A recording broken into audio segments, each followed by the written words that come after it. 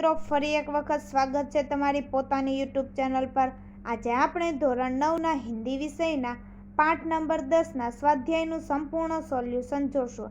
આપણી આ ચેનલ પર ધોરણ 9ના હિન્દી વિષયના બધા જ પાઠના સ્વાધ્યાયના સોલ્યુશનના વિડીયોની લિંક ડિસ્ક્રિપ્શન બોક્સમાં આપેલ છે। तो જોઈએ આપણે સ્વાધ્યાયનું સોલ્યુશન। प्रश्न नंबर 1, निम्नलिखित प्रश्नों के 1-2 वाक्यों में उत्तर दीजिए। नंबर 1, भारत को प्रकृति का लीला स्थल क्यों कहा है?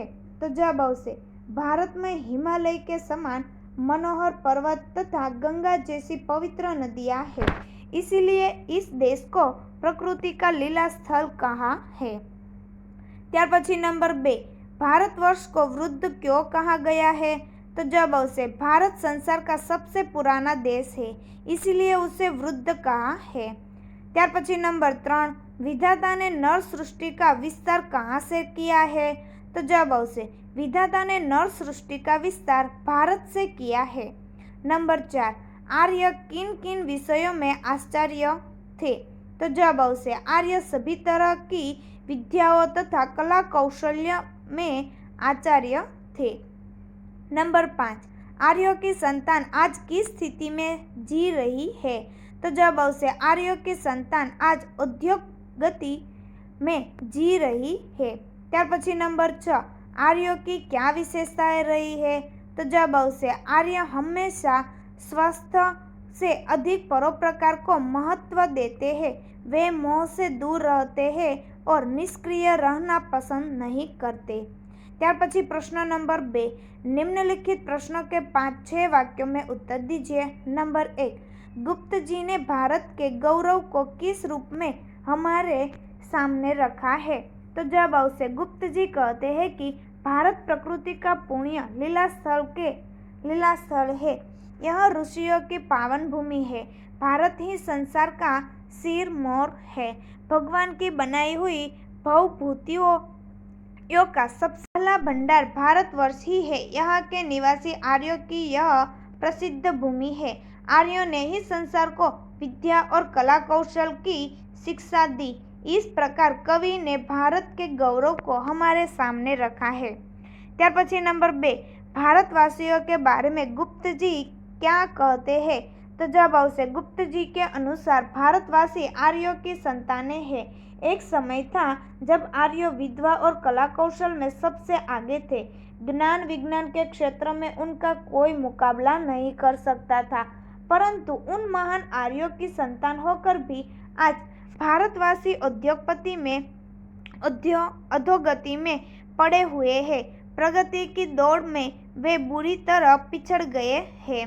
ત્યાર પછી जो प्रश्न नंबर 3, योग्य विकल्प द्वारा रिक्त स्थानों की पूर्ति कीजिए। नंबर 1, भारत को खाली जगह कहा गया है? तो जवाब आवશે क, ऋषि भूमि। नंबर 2, वृद्ध भारतवर्ष ही संसार का खाली जगह है? तो जवाब आवશે ग, सिर मोर। ત્યાર પછી नंबर 3, विधि ने खाली जगह का विस्तार यही से किया है? तो जवाब आवશે क, नर सृष्टि। नंबर 4, भारत के निवासी खाली जगह है? तो जवाब आवશે ख, आर्य।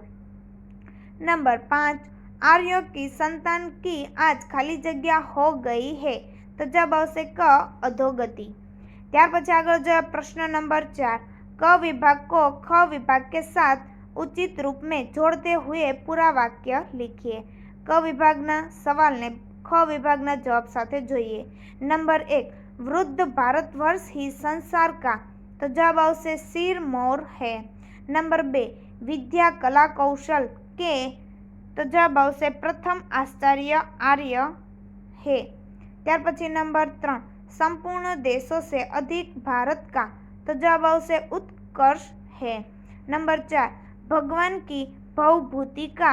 तो जवाब आवશે प्रथम भंडार है।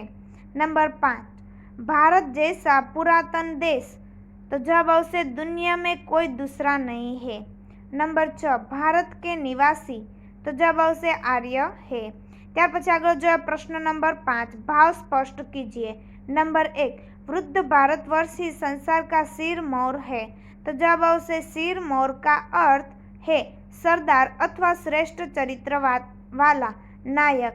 प्राचीन काल में ज्ञान विज्ञान के क्षेत्र में भारत सबसे आगे था।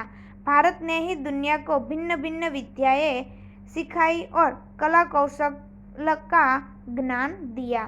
ત્યાર પછી જોઈએ આગળ પ્રશ્ન નંબર 6, શબ્દો કે વિરુદ્ધાર્થી શબ્દ લીખીએ। નંબર 1 અધોગતિ તો અધ્વગતિ, નંબર 2 વૃદ્ધ તો યુવા, 3 પુરાતન તો નૂતન, ત્યાર પછી નંબર 4 પ્રથમ તો અંતિમ, 5 વિસ્તાર તો સંકુચન, 6 પુણ્ય ભૂમિ તો પાપ ભૂમિ, નંબર 7 ઉત્કર્ષ તો જવાબ આવશે અપકર્ષ, નંબર 8 ઉચ્ચ તો નિમ્ન। ત્યાર પછી આગળ જોઈએ પ્રશ્ન નંબર 7, શબ્દો કે પર્યાયવાચી શબ્દ લીખીએ। નંબર 1 હિમાલય તો હિમગીરી, નંબર 2 ગંગા તો ભગીરથી, નંબર 3 ગિરી તો પર્વત, નંબર 4 ભૂમિ તો ધરા, નંબર 5 વિશ્વ તો સંસાર, નંબર 6 મદિરા તો શરાબ। તો આ વિડીયોની લિંક તમે તમારા મિત્રો અને દોસ્તોને જરૂરથી શેર કરજો। ફરી મળીશું આપણે પાઠ નંબર 11ના સંપૂર્ણ સોલ્યુશન સાથે।